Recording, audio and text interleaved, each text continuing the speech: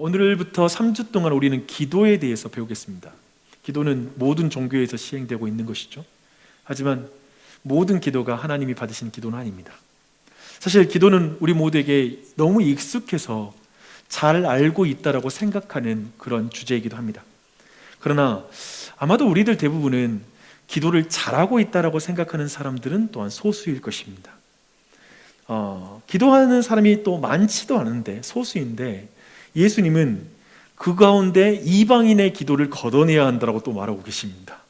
그렇다면 기도를 바르게 행하는 사람은 더욱 적은 숫자일 것입니다. 그렇기 때문에 여기 있는 모든 여러분들 모두 겸손하게 기도를 배워야 하지 않을까요? 기도를 배워야 됩니다. 제자들이 예수님께 했던 그 고백을 잠시 여러분 함께 따라하도록 하겠습니다.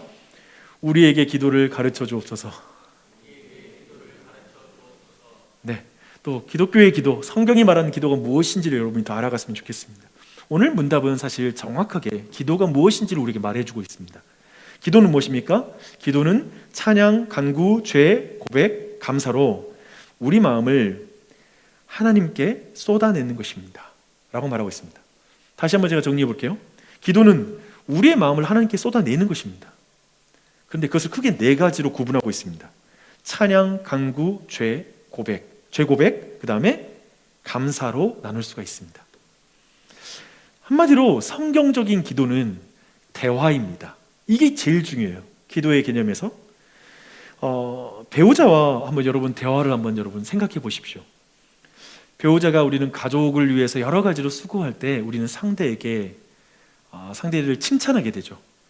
그것이 찬양입니다. 칭찬하는 거. 그리고 우리는 때로는 배우자에게 잘못할 때가 있죠. 실수할 때가 있어요. 그럴 때 우리는 그에게 용서를 구합니다. 그것이 바로 죄 고백입니다. 그리고 필요할 때가 되면 우리는 상대에게 도움을 요청합니다. 내 가장 가까운 관계니까요. 언제든지 도움을 요청하게 됩니다. 그것이 간구입니다. 마지막으로 나의 요청에 대해서 배우자가 이렇게 들어줄 때 너무 고맙잖아요. 그때 내 요청에 대해서 들어줘서 고마워 라고 말하는 것, 그게 바로 감사입니다. 그러니까 성경적 기도를 이렇게 대화로 정의하는 게 굉장히 중요합니다. 왜냐하면 많은 경우 우리는 기도할 때, 그리고 심지어 교회 안에서도 우리는 기도에 대해서 간구를 중심으로, 간구에 치우친 기도의 개념을 우리가 가지고 있기 때문에 이 대화라는 개념을 갖는 것은 굉장히 중요합니다. 저는 그 목사로서 당연히 그 교우들에게, 만나는 많은 사람들에게 기도 제목을 이렇게 물어볼 때가 있습니다. 근데 기도 제목을 물어봤을 때 저를 가장 당혹스럽게 하는 대답이 있어요. 그 대답이 뭐냐면, 기도할 게 별로 없는데요. 이 말을 듣는 순간에 순식간에 멘붕에 빠집니다. 이 어떻게 내가 또 말해줘야 될지 모르겠어요. 기도할 게 별로 없는데요. 제가 볼 때 이 말은 기도를 간구 위주로만 정의할 때 이런 일이 생기는 것 같습니다. 대화가 아니라 간구로 생각할 때. 그래서 어떤 의미에서 기도할 게 없는데요 라는 말은 저는 하나님께 이렇게 간구할 정도로 큰 기도 제목 없어요. 그냥 제가 지금은 여러 가지 충분히 해낼 수 있는 일들만 있어요. 괜찮아요. 뭐 이런 식의 표현이 아닐까 싶습니다. 그런데 간구 위주로 기도를 생각하는 것은 사실상 건강한 대화일 수 없다는 것이죠. 한번 생각해 보십시오. 가족들이 뭔가 필요할 때, 간구할 때만 대화를 한다고 생각해 보십시오. 그것은 건강한 대화도 아닐 것이고 건강한 관계라고 말할 수도 없을 것입니다. 그런 의미에서 간구에 치우친 오늘날의 기도에 대한 개념들, 그것은 분명히 성경적이지 않고 뭔가 잘못되었다고 충분히 생각할 수 있습니다. 근데 한번 더 또 다른 부분을 말해볼게요. 대화가 없는 경우는 어떡합니까? 대화가 없는 경우, 너무나 안타깝지만 우리는 가장 친밀한 관계라고 말할 수 있는 부부 사이에 대화가 거의 없는 그런 관계를 보게 됩니다. 그 안에 물론 너무 치우친, 그러니까 무슨 필요만 있으면 그 부분만 말하는 그런 대화도 있기도 하죠. 하지만 대화 자체가 거의 없는 경우도 보게 됩니다. 세상에서 어떤 어려운 친밀하게 중요한, 특별히 친밀하고 중요한 관계 있잖아요. 그러니까 뭐 부부 관계든지 자녀들과의 관계든지 그런 관계일수록 대화의 단절은 굉장한 고통을 줍니다. 사실 대화의 단절이라는 건 어마어마한 고통이에요. 세상에서 어떤 어려움이 닥쳐도 우리는 가장 친밀한 관계에서 칭찬받고 용서받고 그리고 언제든지 도움을 요청할 수 있고 그리고 내가 감사를 표현해 준 그 관계만 있다면 우리는 그 어려운 환경에서도 행복할걸요?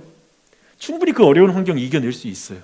근데 반대로 세상에서 크게 부족한 것 없고 자녀들 그냥 좋은 학교 들어갔고 내 직장도 크게 경제적으로 문제가 없는데 가족들 사이에 서로를 인정하지 않고 서로를 용납해 주지도 않고 용서하지 않고 서로를 향해서 분노하고 있고 그리고 또 한편에 서로에게 더 이상 요청하는 것도 없어요. 서로에게 부탁하는 것도 없고 그러면서 서로 감사하는 표현도 없다라면 아마도 우리는 모든 것을 가지고 있더라도 우리는 그 가운데 불행함을 느끼게 될 것입니다.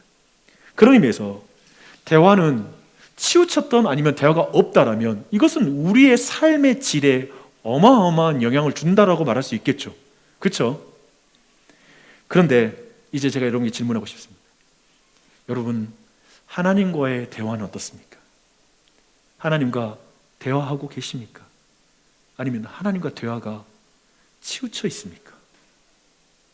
이 질문 매우 중요한 질문인데요. 이것은 전 여러분의 삶의 질과 영원한 운명의 질과도 관련이 있다고 생각합니다. 굉장히 중요한 질문입니다. 하나님과의 관계, 하나님과의 대화, 너무 중요한 주제이죠. 최근에 저는 이정규 목사님의 책과 유튜브 영상을 자주 보고 있습니다. 특별히 저녁이면 우리가 가정 예배를 위해서 어른들을 위한 영상 보내드리고 있는데요. 거기에 나오는 목사님이십니다. 고신측 목사님이시고요. 저랑 비슷한 연배이기 때문에 제가 목회하는 내내 이종규 목사님은 제게 참고 대상이기도 하고 내가 배워야 될 그리고 교제할 그런 대상이 될 것 같습니다. 실제로 제가 친분이 있기도 합니다. 그래서 내년도 정도에는 한번 그분 모셔서 사경회를 한다든지 그렇게 했으면 좋겠어요. 그런 생각을 가지고 있는데요.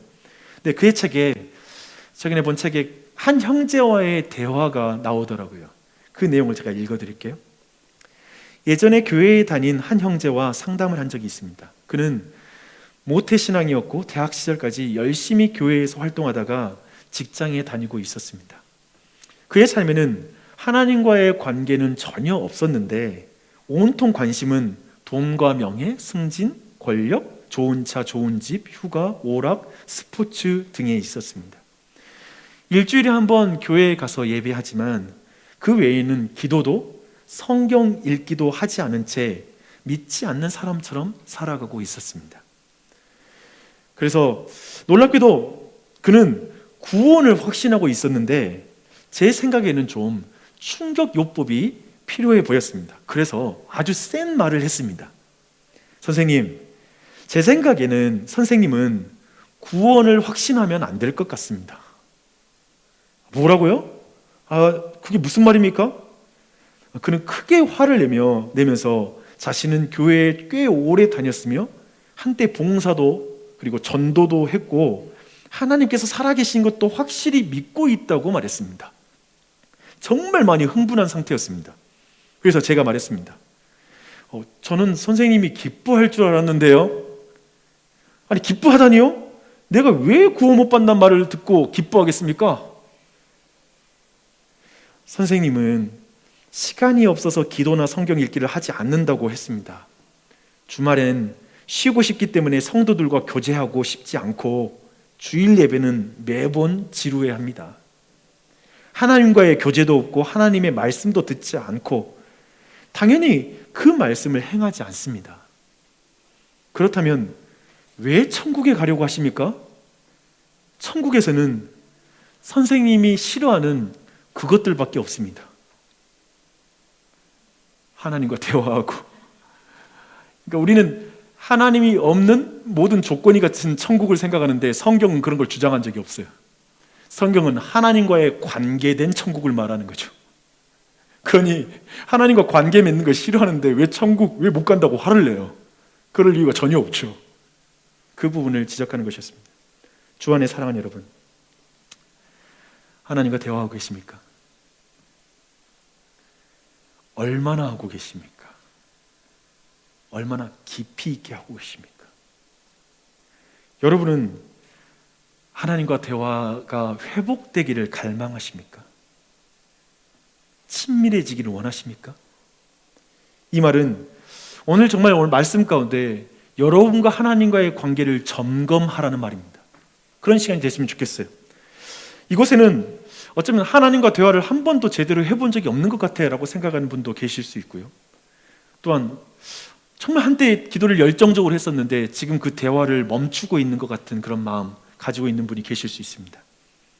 대화가, 또 어떤 사람은 나는 너무 대화가 일방적이야, 내 말만 잠깐 하고 하나님의 말을 안 듣는 것 같아, 그래서 내가 정말 무례한 대화를 하고 있다라고 생각하는 사람이 있을 수 있습니다.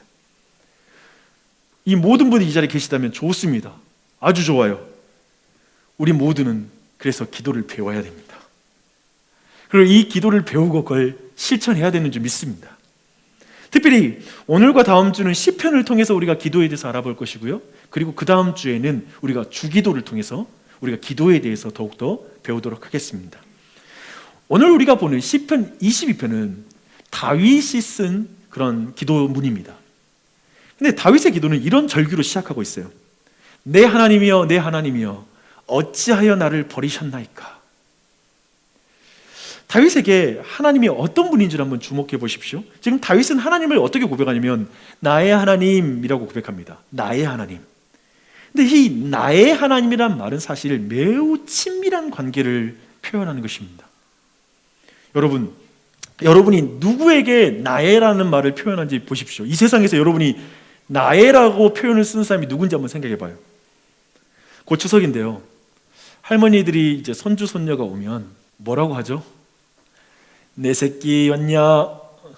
아니면 어유 내 강아지 왔냐? 라고 이렇게 말합니다. 이땐 나의라는 말을 씁니다. 또 우리는 어떤 사람을 향해 Oh my darling, Oh my sweet 이렇게 표현하기도 하지, 한이라고 표현하기도 합니다. 우리는 이 말 딱 들으면 눈을 감고도 그 두 사람의 관계를 충분히 짐작할 수 있습니다. 두 사람이 매우 사랑하는 관계라는 것도 알 수 있고요. 아마도 그래서 결혼 관계일 가능성이 크다라고 우리는 충분히 예상할 수가 있습니다. 그래서 나의라는 말은 아무에게나 쓰는 것이 아닙니다. 나의라는 표현은 언약 안에 맺어진 그런 친밀한 관계, 헌신적인 관계 안에서만 나의라는 말을 써요. 특별히 나의라는 말을 썼을 때는 아마도 대부분 내 목숨까지도 바쳐서라도 사랑하는 사람? 그 정도로 우리는 충분히 짐작할 수가 있을 것입니다. 그래서 이 나의라는 말 이후에 이어지는, 나의 하나님이라는 말 이후에 이어지는 다윗의 기도는 다윗의 고통이 얼마나 큰지를 더욱더 우리에게 배가시켜줍니다. 그 친밀한 나의 하나님, 그리고 나서 어찌하여 나를 버리셨나이까 라고 말합니다. 이건 엄청난 대조이죠. 그리고 얼마나 예수님의 고통이 큰지를 우리에게 분명히 드러내고 있습니다. 다윗은 지금 하나님의 부재를 느끼고 있습니다. 그리고 하나님이 자신을 버리고 떠났다라고, 자신을 버려버렸다라고 이렇게 지금 생각하고 있습니다. 자신은 덩그러이 이 세상에 남겨져서 홀로 고아와 같은 그런 자리에 있다라고 지금 생각하고 있습니다. 그래서 이 친밀한 하나님과의 부재는 그만큼 다윗에게는 고통이에요. 그 고통을 우리는 보게 됩니다. 그래서 오늘 이 자리에서 이 시편 22편은 가장 먼저 우리는 기도는 누가 하는지를 우리는 먼저 배울 수 있습니다. 기도는 누가 합니까? 하나님을 나의 아버지라고 고백하는 사람이 기도합니다. 그 사람만이 참된 기도를 하나님께 드릴 수가 있습니다. 이것을 예수님은 주기도에서 하늘에 계신 우리 아버지여 라는 걸로 기도를 시작하라고 명령하고 있습니다. 하늘에, 즉 이딴 말하면 창조주, 그리고 온 세상을 통치하고 있는 그 하나님은, 그 크신 하나님은 우리 아버지다, 나의 아버지다 라는 것으로 기도를 시작해야 된다라고 이렇게 가리키고 있는 것이죠. 그래서 보십시오. 성경적인 기도는 관계를 통하여 기도하는 것입니다. 특별히 가족 관계입니다. 영어로는 이걸 relationship이라고 하잖아요. 그 다음에 기도를 request라고 말합니다. 그래서 성경적 기도는 철저히 관계를 통하여 간구하는 것이라고 이렇게 이해할 수가 있습니다. 그래서 만약 여러분이 하나님과 대화하지 않는다면, 지금 어쩌면 여러분의 삶 속에 하나님과 대화가 끊어졌다면, 다시 기도를 회복하고 싶다면 하나님과의 관계를 점검하십시오. 그것이 먼저입니다. 여러분의 열정을 볼 게 아니라 내가 지금 하나님과의 관계를 어떤 관계를 맺고 있는가? 진짜 내가 온 우주의 하나님을 나의 아버지라고 정말 고백하고 있는가? 라는 걸 다시 한번 점검해 보십시오. 그래서 이것이 첫 번째 우리가 누가 기도하는가에 대한 첫 번째 교훈을 볼 수 있는 것이고요. 시편 20편 경우에 다윗이 왜 기도하는지를 이제 또한 말하고 있습니다. 지금 다윗은 지독한 외로움에 시달리고 있습니다. 그런 상황에 처해 있습니다. 6절에서 8절을 보면 다윗이 사람들에게 비방과 조롱을 당하고 있는 상황이었습니다. 그를 향해 사람들은 비웃고 있고요. 그리고 입을 삐죽거리면서 머리를 막 흔드는 거예요. 여러분 누구한테 머리 흔드세요 이렇게? 하면서 말하는 거 아마도 정말 안 될 인간이야 라고 생각하며 그것은 다윗을 향하여 멸시하고 철저히 냉소하는 태도이죠. 그런 것을 당하고 있어요. 심지어 사람들은 다윗에게 하나님이 그를 버리셨다라고 말합니다. 네 꼴을 봐. 그건 하나님이 널 버리셨다는 증거야 라고 이렇게 그를 조롱합니다. 다윗은 그래서 스스로를 어떻게 인식하냐면 그냥 사람이라고 자기 스스로를 인식하지 않아요. 자기 정체성을 지금 스스로 동물인데 동물 중에서도 가장 낮아서 땅을 기어다니는 벌레라고 표현합니다. 그러니까 완전히 지금 자신의 내면에 대한 어떤 정체성, 어떤 자존감이 이런 모든 게 완전히 깨진 상태라는 걸 우리는 충분히 짐작할 수가 있습니다. 그리고 나서 9절부터 18절에 보면 다시 한번 다윗이 처한 상황에 대해서 또한 말하고 있습니다. 그는 아까 말한 대로 그는 스스로 벌레라고 느꼈잖아요. 근데 이번에는 자신이 아니라 자신을 둘러싸고 있는 그 사람들을 또한 동물로 비유를 합니다. 근데 그 동물이 벌레보다는 훨씬 탁월해요. 힘이 있어요. 황소와 같다라고 말합니다. 그리고 훨씬 힘있고 권능이 있는 건데 사자와 같다라고 말을 해요. 자기는 벌레인데 그들은 황소와 그리고 사자와 같다라고 이렇게 말하고 있는 것이죠. 그래서 힘센 황소가 둘러싸서 자신을 구타하는 거예요. 린치를 가하는 거예요. 우겨쌈을 당하고 있는 것이죠. 또한 우는 사자와 같이 자신을 삼키려고 하고 있다라고 말하고 있습니다. 여러분 그 상황이 어떤 상황일지 여러분의 인생 가운데 아마도 누군가로부터 둘러싸여서 모든 사람이 두려웠던 한 순간이 있다면 조금은 그 힌트를 알 수 있겠죠. 근데 14절부터 15절을 눈으로 보십시오. 그래서 다윗이 어떤 상황이 됐냐면요, 다윗은 완전히 멘탈이 붕괴되는 상황이 됐습니다. 완전히 내면이 붕괴됐습니다. 그래서 초가 내리듯이 밀랍이 녹아내리듯이 마음이 녹아졌다라고 말하고 있습니다. 그의 마음은 15절의 표현 그대로 완전히 산산조각 나버렸습니다. 우리는 그런 말 하잖아요. 마음이 깨져버렸어. 내 마음이 완전히 깨졌어라는 표현 그대로 여기서 사용하고 있습니다. 그 고통은 마치 그 고통이 얼마나 컸는지 날카로운 것으로 손발을 이렇게 후벼 파는 그 기분이 있잖아요. 너무 아프잖아요. 그 고통스러운, 그래서 그 손발을 찌르는 듯한 그 고통을 느꼈다라고 말하고 있고요. 다윗은 내면만이 아니라 극심한 탈수 증상 가운데 그 뼈가 앙상해질 대로 뼈 마디마디가 보일 정도로 말라버리는, 그래서 외적으로나 내적으로나 완전히 지금 너무나 병들고 힘든 상황 가운데 지금 다윗이 처했습니다. 그런데도 사람들은 다윗 보면서 저게 언제 죽나 하고 보고 있는 거예요. 너 죽으면 그의 겉옷을 나눠 가져야 되겠다. 겉옷이란 그 당시에 신분을 나타내는 것이거든요. 저거 한번 어떻게 왕위에서 한번 내려와 봐. 이게 언제인지 정확하게 알 수는 없지만 왕위에서 한번 내려와 봐. 저 왕과 권력을 다 나누어 갖자. 어떤 그런 의미일 수 있습니다. 그리고 그 삶은 너무나 수치스러워서 속옷까지 다 벗겨진 듯한 느낌. 그래서 우리는 인생의 여정 속에서 그 순간, 정말 수치스러운 순간, 정말 너무나 비참한 순간을 맞으실 때가 있죠. 그래서 다윗은 스스로를 뭐라고 말하냐면 하나님이 자신을 진토 속에 넣어두셨다라고 표현을 씁니다. 근데 진토란 흙이잖아요. 그래서 사람이 흙으로 돌아간다는 표현을 쓰잖아요. 그러면서 지금 다윗은 나 지금 죽을 것 같아. 아니, 나 지금 죽음 속에 있어. 하나님이 나를 이 죽음과 같은 상황 속에 놓아두셨어 라는 상황 가운데 지금 있습니다. 그렇다면 여기에서 아까 말했던 그 질문으로 돌아가십시다. 다윗은 왜 기도합니까? 얼핏 보면 그래, 사람들이 다 떠나고 외로운 상황이 되니까 기도를 한다. 그리고 정말 주변에 고통을 주는 사람이 가득하면 그때 이렇게 기도하는구나. 그래, 그냥 기도는 안 나오고 이런 일을 당해봐야 기도해. 어쩌면 뭐 그렇게 말할 수도 있을 거예요. 그 상황이 그를 기도하게 했다라고 생각하는 것이죠. 그런데 찬찬히 봐보세요. 사실 그 다윗의 지금 그 시편은 사실 어떤 상황에서 이런 일이 벌어졌는지 역사적으로 말하지 않습니다. 그런 의미에서 이런 성경의 의도는 뭐냐면, 이제 오고 가는 모든 세대의 믿는 자들이 이런 모든 상황에 처했을 것을 염두에 두고 쓴 그 시편이 바로 22편입니다. 그런 의미에서 우리 모두도 이런 상황을 경험할 수 있어요. 그런 외로운 상황을 경험할 때가 있어요. 근데 생각해 보십시오. 그런 동일한 상황에 모든 사람이 기도하는 건 아니에요. 그런 상황에 기도 안 하는 사람도 있습니다. 그래서 저는 상황 자체가 기도하는 사람을 만들지 못한다고 생각합니다. 상황을 통하여 기도할 수는 있습니다. 하지만 상황 자체가 기도하게는 만들지 못합니다. 그렇다면 다윗이 왜 기도를 하는지 그 이유를 우리는 좀 더 한번 물을 필요가 있습니다. 우선 다윗은 상황 때문이 아니라 하나님을 향한 믿음 때문에 기도합니다. 이걸 분명히 해두셔야 됩니다. 믿음으로 기도하는 것입니다. 왜냐하면 다윗에게는 하나님만 의지할 뿐인 거예요. 다른 사람이 없다고 말하는 거예요. 나 의지할 사람 없어요. 하나님밖에 의지할 분이 없어요 라고 하나님 붙잡고 기도하는 것입니다. 하나님만이 그를 구원할 하나님이시라고 고백하고 있습니다. 여러분, 이 고백을 하십니까? 하길 바라요.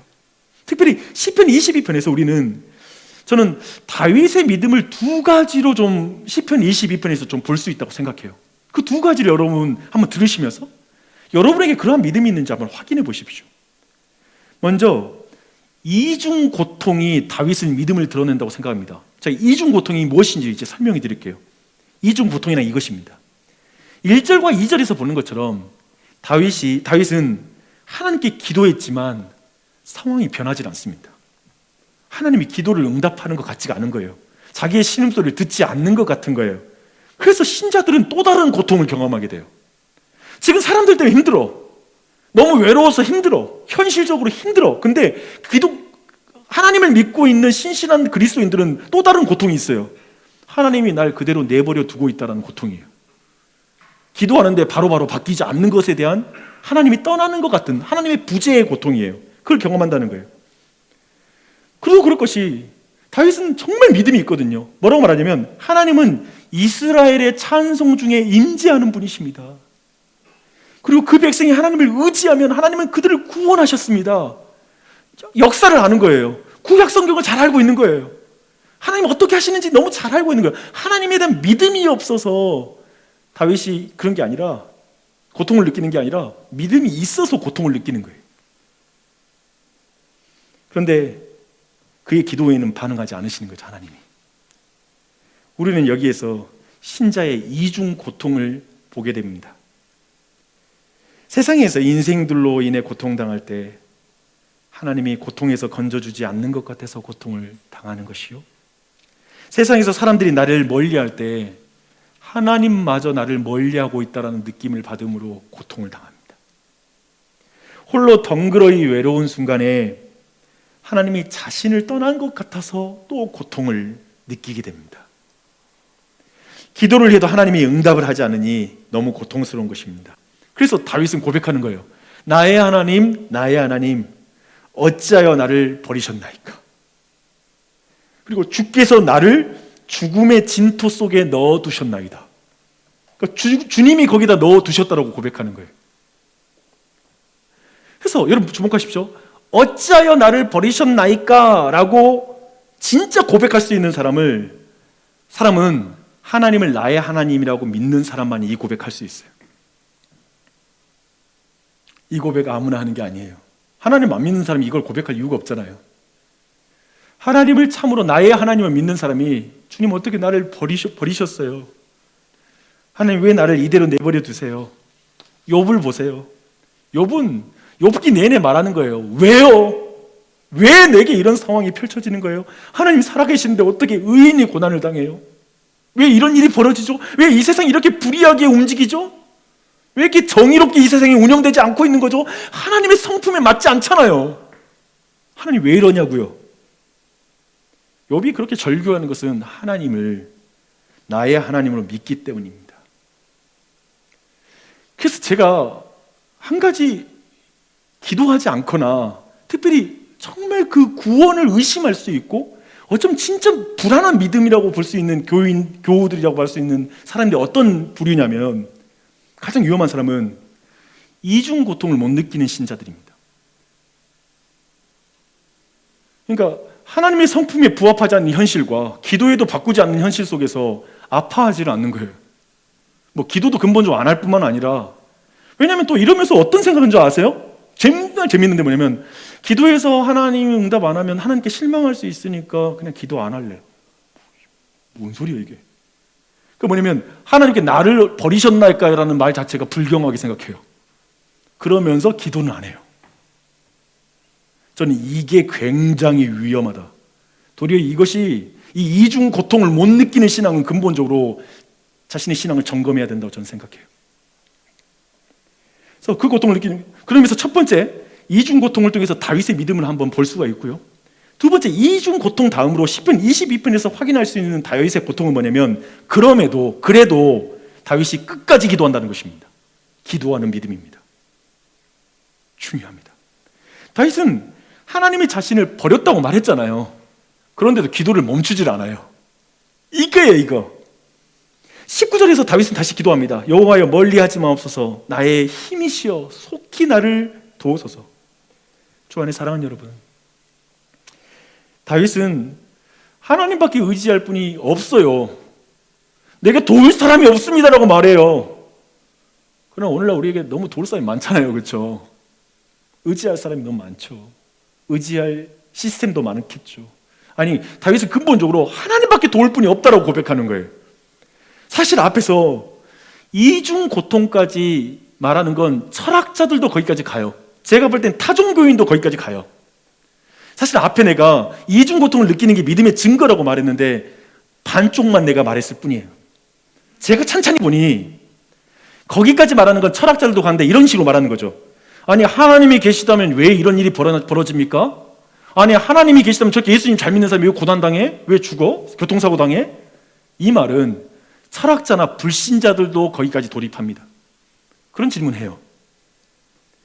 그들도 할 수 있는 질문이에요. 그런데 다윗이 말하는 진정한 믿음은 뭐냐면, 그렇게 상황이 가도 끝까지 하나님 의지하는 거예요. 하나님만 답이고 하나님만 구원자고 하나님을 끝까지 의지하고 나아가는 것, 구원이 하나님께밖에 없다라고 고백하고 나아가는 것, 그게 지금 다윗을 통해서 보는 그 믿음입니다. 하나님밖에 의지할 분 없어요. 나 하나님밖에 의지할 분 없어요. 나의 구원자는 하나님밖에 없습니다. 그걸 그냥 상황이 어떻게 돌아가도 그 믿음 놓지 않는 거예요. 저는 여러분이 하나님의 성품과 어울리지 않는 현실에서 아파하기를 바랍니다. 느꼈으면 좋겠어요. 왜냐하면 기도는 그거예요. 하나님의 성품과 하나님의 말씀에 부합하지 않는 현실을 아파하며 하나님의 뜻이 이루어지게 기도하는 게 바로 기도예요. 그게 기도예요. 근데 아파하질 않아, 그리스도인이. 죄가 관영하고 문제가 있고 정말 지금 이 문제는 우리 가정에 있어서 안 되고 한 많은 문제가 있는데 기도를 안 해. 아파하질 않아. 지금 이게 이상하다는 거예요. 이중 고통을 못 느끼는 거예요. 기도했는데도 안 바뀔 때 아파하질 않는 거예요. 뭐 알아서 되겠지. 아니요, 계속 기도해야죠. 끊임없이 주님께 간구해야죠. 그걸 지금 말하고 있는 것입니다. 그래서 그 아픔 속에서 하나님이 나를 버리셨다라는 말까지도 기도로 표현하기를 축원합니다. 무슨 말인지 아세요? 기도는 놀랍게도 우리의 모든 감정을 하나님께 외칠 수 있는 것입니다. 우리는 다윗에게 그걸 배울 수 있어요. 심지어 하나님 왜 나를 버리셨어요? 근데 그것을 사람들 앞에서 말하는 게 아니라 기도로 말하는 거예요. 이게 믿음이에요. 이게 기도입니다. 여러분 그렇게 해보셨어요? 하나님 앞에서 하세요. 하나님 왜 이래요? 너무 힘들어요. 아파요. 억울해요. 왜 이런 일이 내 삶에 닥치는 거예요? 하나님 도와줘요. 이게 믿음이에요. 기도는 그렇게 하는 거예요. 그걸 분명히 보여주죠. 하나님이 아니라 사람에게 그 말을 하는 것은 사실 철학자들도 하는 것이기 때문에 그렇습니다. 의인에게 고통이 당해 그리고 끝까지 하나님께 모든 구원을 간구하는 기도자가 되는 복을 받기를 바랍니다. 다윗은 이제 응답을 받을까요? 21절에 극적인 전환이 일어납니다. 나를 사자의 입에서 구원하소서. 주께서 내게 응답하셨고 들소의 뿔에서 구원하셨나이다 라고 말합니다. 하나님은 다윗을 떠난 적이 없습니다. 하나님은 다윗의 신음소리를 듣지 않으신 적이 한 번도 없습니다. 하나님은 그를 환난에서 구원하셨습니다. 다윗은 그래서 하나님을 찬양해요. 26절로 29절의 내용 보면 굉장히 의미심장한 찬양이거든요. 한번 그 말씀을 읽어볼게요. 같이 26절로 29절입니다. 겸손한 자는 먹고 배부를 것이며 여호와를 찾는 자는 그를 찬송할 것이라. 너희 마음은 영원히 살지어다. 땅의 모든 끝이 여호와를 기억하고 돌아오며 모든 나라의 모든 족속이 주의 앞에 예배하리니 나라는 여호와의 것이요 여호와는 모든 나라의 주제이심이로다. 세상의 모든 풍성한 자가 먹고 경배할 것이요 진토 속으로 내려가는 자 곧 자기 영혼을 살리지 못할 자도 다 그 앞에 절하리로다. 이렇게 시편 22편의 기도가 찬양으로 마무리가 됩니다.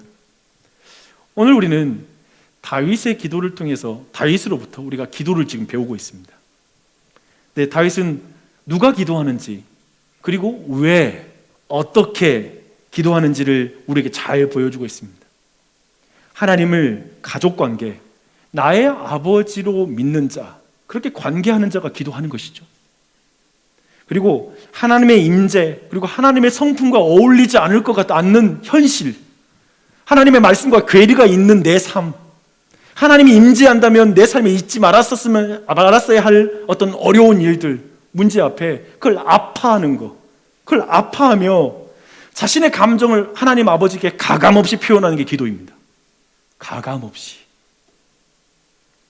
기도는 하나님과 대화이기에 다윗은 자신의 감정을 어떻게 표현하는지 시편 전체는 우리에게 풍성하게 기도에 대한 눈을 열어줘요. 도리어 우리가 주변에서 배우는 기도가 너무 협소해요. 시편의 기도는 도리어 우리의 기도를 더 자유롭게 하고 더 용기 있게 하고 더 자연스럽게 만들고 우리의 표현들 더 많게 만들어요. 다양하게 만들어요. 저는 여러분이 시편을 통해 더 누려갔으면 좋겠어요. 우리가 시편 팀 켈러의 책을 가지고 기도를 배우자고 제가 계속 나누잖아요. 계속 그걸 주목해 보세요. 풍성해집니다.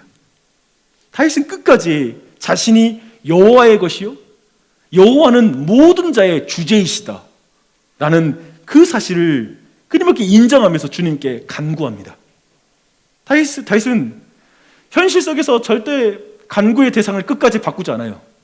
간구의 대상은 여호와예요. 그리고 끝까지 포기하지 않고 기도합니다. 그것을 보여주고 있습니다. 그리고 하나님의 응답 앞에 이제 하나님을 찬양합니다. 이렇게 해서 우리는 이 다윗의 기도를 통해 뭘 배우죠? 기도란 찬양과 고백과 간구와 감사라는 그 마음이, 다윗의 마음이 하나님께 이렇게 표현되고 있다는 걸 우리 시편 22편 안에서도 우리는 이 모든 기도의 내용들을 풍성하게 배울 수가 있습니다. 오늘 여기까지 이 내용을 배웠습니다. 주 안에 사랑하는 여러분, 저는 여러분이 고아처럼 살지 않기를 바랍니다.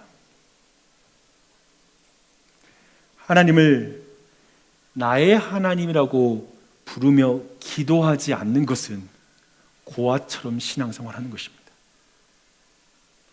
사실상 그렇다는 것입니다. 여러분이 실제로 영적으로 고아라는 말이 아니라 여러분이 만약에 나의 하나님이라고 기도하지 못한다면, 기도를 멈춰버렸다면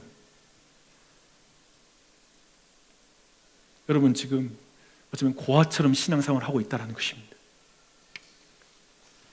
집에 부모님이 계시지 않는데 3살짜리 아이가 두려움을 못 느끼는 거예요.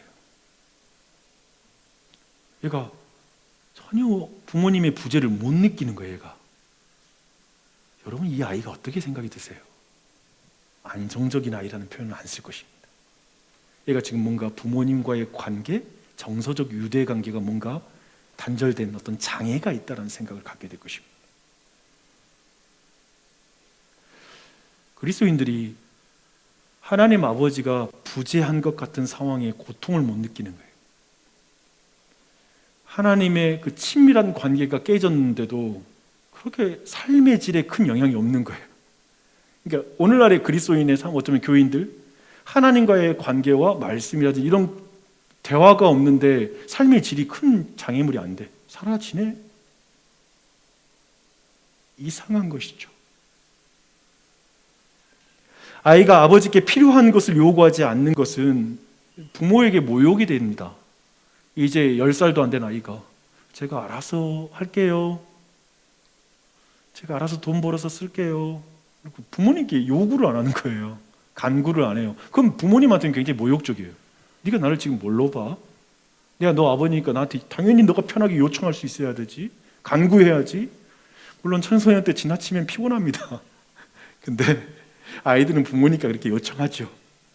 하나님의 자녀가 아버지께 간구하지 않는 것은 하나님을 아버지로 신뢰하고 믿지 못하는 것 아닐까요?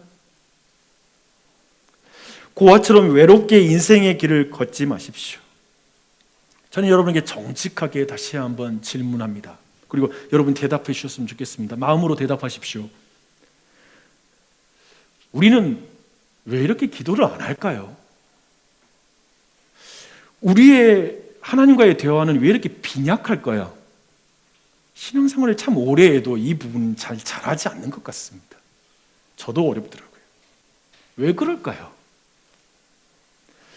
우리는 부부의 대화는 정말 갈망해요. 여러분 부부의 대화 안 돼가지고 고통 느낀 적 있으세요? 그때 우리가 얼마나 부부의 대화가 다시 한번 회복되기를 갈망하는지 아세요? 왜냐하면 이게 내 삶의 행복과 내 삶의 질을 너무 결정하는 이 내용이거든요. 부부 대화 안 되는 문제는. 그걸 엄청 갈망합니다. 그리고 우리 때로는 청소년 교회에 우리의 자녀를 둘 때 우리가 자녀들과 대화가 안 되고 하루 이틀씩 아이들이 말도 안 하고 대답도 안 하고 이렇게 지나가면 부모는 어마어마한 고통을 당하면서 저 아이와 관계가 좀 회복되기를 원해요라고 갈망하게 됩니다. 왜냐하면 내 삶이 비참하거든요. 뭐 회사 생활 아무리 잘 나가도 집에 와서 너무 속상한 거예요. 참을 수가 없는 거예요. 근데 하나님과 대화 안 되는 부부는 그냥 괜찮은 거예요. 남편 좋고 애들 좋으면 그냥 해피한 거예요. 이건 뭘까라는 생각이 드는 거예요. 뭐지? 우리가 여기까지 들을 때 어쩌면 이 자리에 많은 이들은 이런 마음이 들 거예요. 기도를 다시 하고 싶은데 어떻게 해야 할까요? 말씀을 들은데 내가 너무나 많이 와닿습니다. 그럼 내가 어떻게 해야 되죠? 기도하려고 해도 너무 막막해요. 어떻게 기도를 시작할 수 있죠? 기도하려고 눈을 감는 순간에 시간이 그렇게 안 가요. 거대한 벽이 있는 것 같아요. 그거 아세요? 여러분이 기도하려고 눈을 감는 순간에 여러분과 하나님의 친밀도는 거기서 증명이 됩니다. 순간 여러분이 거기에서 공황을 느끼거든요. 순간 눈 감는 순간에 하나님이 거대한 벽으로 느껴지거든요. 사실 그게 여러분의 지금 영적인 상태를 말하는 것입니다. 한번 해보세요. 여러분 이렇게 어쩌면 기도를 배우고 싶고 어쩌면 이걸 회복하고 싶다라면 저는 시편 22편 전체, 좁게 말하면 22편 1절의 기도를 십자가 위에서 그 기도를 들으신 예수 그리스도의 그 기도를 여러분 들으셨으면 좋겠어요. 마태복음은 이렇게 말합니다. 제9시쯤에 예수께서 크게 소리질러 이르시되 엘리 엘리 라바 사막다니 이는 곧 나의 하나님 어찌하여 나를 버리셨나이까. 시편 22편 1절을 십자가에 달린 예수 그리스도께서 인용하십니다. 왜냐하면 그 상황, 지금 시편 22편의 그 다윗이 처한 상황에 진짜 그보다 생생하고 분명하게 실질적으로 그 일을 경험하는 분이 예수 그리스도이시거든요. 예수님은 여기까지 십자가에 달리실 때까지 한 번도 채찍에 맞으면서 내 등아 라고 외친 적이 없었어요. 예수님은 가시관을 쓰실 때에도 내 머리야 라고 말한 적이 없어요. 그리고 손과 발에 못이 박힐 때에도 예수님 한 번도 내 손아 내봐라 내 손아 내봐라 라고 외친 적이 한 번도 없습니다. 그분께서는 도수장에 끌려가는 어린 양처럼 잠잠하게 그 모든 일을 당하십니다. 그때 이제 예수님이 십자가에 달려서 한순간에 더 이상 그가 감당할 수 없는 고통을 느낀 거예요. 그가 더 이상 감당할 수 없었던 고통이 표현되는 거예요. 나의 하나님 하나님이 날 버리는 건 견딜 수가 없어요. 하나님이 나에게 등을 돌리는 건 난 견딜 수가 없어요. 하나님이 부재하시는 것은 내가 견딜 수가 없어요. 하나님과의 친밀한 관계가 끊기는 것은 난 견딜 수가 없어요 라고 말합니다. 나의 하나님, 나의 하나님. 그래서 삼위일체 하나님이시기에 영원토록 함께했고 영원토록 친밀한 관계였기 때문에 하나님이 버리신 그 사건은 예수 그리스도에게 큰 소리로 외칠 만큼, 어쩌면 기진맥진했던 그 몸 가운데도 그 고통은 큰 소리로 소리 질러야 할 만큼 예수 그리스도께 고통이었습니다. 왜 성자 예수님께서 그 고통스러운 외침을 해야 됩니까? 왜요? 왜 하나님의 부재를 경험합니까? 하나님과 함께 할 수 없는 죄인인 그 죄인들을 구원하시기 위해서 그렇습니다. 우리를 구원하시기 위해서 그렇습니다. 하나님이 함께 할 수 없는 그 죄인들을 구원하기 위해서. 왜 예수님이 조롱과 모욕을 당하시고 벌레와 같이 취급을 받으셨습니까? 왜 십자가 아래에서 사람들이 너는 하나님께 저주를 받아서 네 죄 때문에 매달린 거야, 안 그렇다면 내려와봐 라는 그 말을 들어야 했습니까? 거짓말쟁이 사탄을 아비로 둔 우리의 입에서 이제 하나님을 아바 아버지라고 부르게 하기 위함인 줄 믿습니다. 예수님은 우리에게 말씀하십니다. 나의 수족에 못이 찔린 것, 내 겉옷과 속옷을 저 로마의 군병들이 나눠 가진 것, 그 모든 것은 너희로, 내가 너희의 아버지가 되기 위해서이고 너희로 나와 대화하기 위함이다. 교제를 나누기 위함이다. 단절되었던 그 교제를 회복하기 위함이다 라고 말씀하십니다. 아멘입니다. 주 안에 사랑하는 여러분, 다윗의 찬양을 보십시오. 다윗은 주께서 이 일을 이루셨습니다 하고 찬양을 해요. 그런데 예수님은 내가 다 이루었다 라고 말씀하십니다.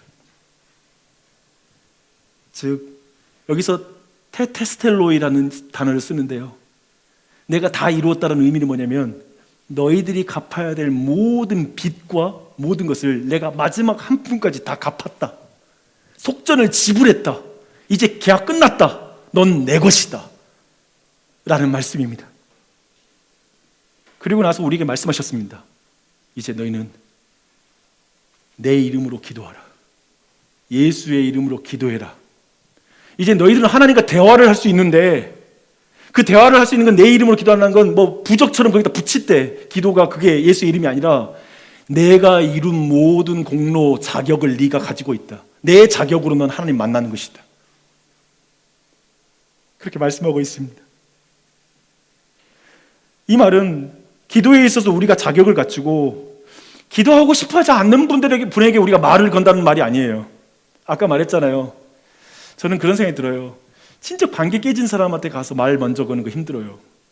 용서해 주지 않을 것 같은 사람에게 사과하러 가는 건 죽을 것 같아요. 근데 하나님 그렇지 않아요. 예수의 이름도 주셨고요, 그리고 내가 너 용서해 줄게 다 주셨어요. 그러니까 나에게 오라는 걸 초대하고 있는 거예요. 가서 만나지 못하는 걸 두려워할 필요가 없는 거예요. 만나면 약속도 있어요. 하나님 우리와 대화를 원하십니다. 우리의 자녀가 억만금을 가지고 출세하더라도 부모와 대화가 없는 것이 부모 편에서는 허망하듯, 하나님도 예수 그리스도를 우리에게 보내주셨는데 우리가 그분과 대화하지 않는다라면 그것은 정말 주님의 마음을 아프게 하는 일이 아니겠습니까? 고아와 같이 살지 마십시오. 여러분은 고아가 아닙니다. 예수 믿는 자들은 고아가 아닙니다. 저는 여러분이 예수님 안에서 하나님을 나의 아버지라고 부르는 그 기도를 다시 시작하시기를 축원합니다. 다시 시작하셔야 돼요. 부탁드려요. 혼자 못하잖아요. 나오십시오. 아침에도 나오시고요. 여러분이 같이, 그래서 교회가 있잖아요. 혼자 안 되니까 같이 옆에 기도하는 사람이 있고 모임이 있잖아요. 그 기도하는 자리에서 같이 시작하세요. 그리고 무엇보다도 성령 하나님 우리가 내주하시잖아요. 성령님은 우리의 기도를 도와주시죠. 그분께 도움을 요청하세요. 기도할 수 있게 해달라고. 그렇게 나아가십시오. 사랑하는 여러분, 이렇게 기도할 때 우리의 현실은 확확 안 바뀔 수 있어요. 그리고 여전히 어둠은 짙어갈 거예요. 그래서 예수님은 그 맥락에서 기도해도 현실은 확확 안 바뀌고 더 어둠이 짙어지는 종말에 대한 현상을 말하면서, 그래서 거기서 말하는 거예요. 내가 마지막 때에 기도하는 자를 보겠느냐, 기도하는 믿음을 보겠느냐라고 말합니다. 왜냐하면 믿음이 안 생기거든요. 우리의 현실은. 아니요, 분명히 하나님의 약속대로 됩니다. 성령님 함께 계시니 끝까지 기도합시다. 우리 교회가 기도했으면 좋겠어요. 근데 그 어떤 것보다, 어쩌면 여러분이 지금 아이들 키우고 사실은 가장 기도가 안 되는, 그리고 기도가 힘든 시절일 수 있어요. 근데 그건 어쩌면 상황이 우리를 기도하게 하는 거 아니잖아요. 믿읍시다. 그분을 믿고 나아가십시다. 그래서 너무 바쁘니까 더 기도해야 되겠다. 바쁘니까 더 기도해야 된다. 주님과의 대화가 필요하다. 그 사실을 믿고 다시 한번 용기를 내시기 바랍니다. 예수님 계시니까요. 나에게 하나님으로, 성령으로 임재하기 위해 하나님의 부재를 경험한 분이 계시니까요. 그분이 날 사랑하니까요. 그분을 믿고 다시 그 대화를 회복하는 은혜가 있기를 축원합니다.